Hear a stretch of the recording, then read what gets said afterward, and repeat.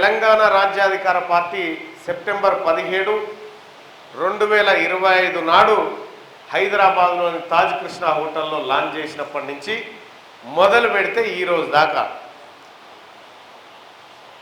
మార్పులు తెలంగాణ రాజ్యాధికార పార్టీలో కాదు, మార్పులు కాంగ్రెస్లో మార్పులు వస్తూ ఉన్నాయి, బీజేపీలో మార్పులు వస్తూ ఉన్నాయి, బీఆర్ఎస్లో మార్పులు వస్తూ ఉన్నాయి.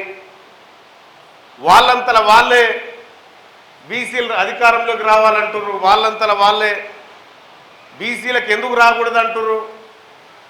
మేము బీసీలకు ఎక్కువ టికెట్లు ఇస్తామని ఒక ఆయన, 60% దాటిచ్చినామని ఒక ఆయన, లేకపోతే బీసీ మున్సిపల్ చైర్మన్లను 61% ఇచ్చినామని ఒక ఆయన, ఎమ్మెల్సీలన్నీ ఎస్సీ ఎస్టీ బీసీలకే ఇచ్చినామని ఒక ఆయన,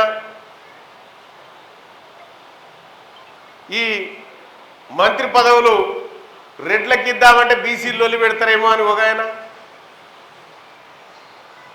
లేకపోతే కార్పొరేషన్ పదవులు ఉన్నాయి, ఇంకా నామినేటెడ్ పోస్టులు భర్తీ చేద్దామంటే రెడ్లకి ఇద్దామంటే మళ్ళీ బీసీలు లొల్లి పెడతారేమో అన్న భయం. అంటే కాంగ్రెస్ పార్టీలో ఉన్నటువంటి నాయకత్వానికి లోపల భయం తెచ్చుకుంది, బీజేపీకి భయం పట్టింది, బీఆర్ఎస్ కూడా భయం పట్టింది. ఎందుకు భయం పట్టిందంటే, భయం పట్టడానికి ఒకే ఒక్క కారణం ఏంటంటే తెలంగాణ రాజ్యాధికార పార్టీ పురుడు పోసుకోవడమే దానికి పట్టే భయం ఇప్పుడు.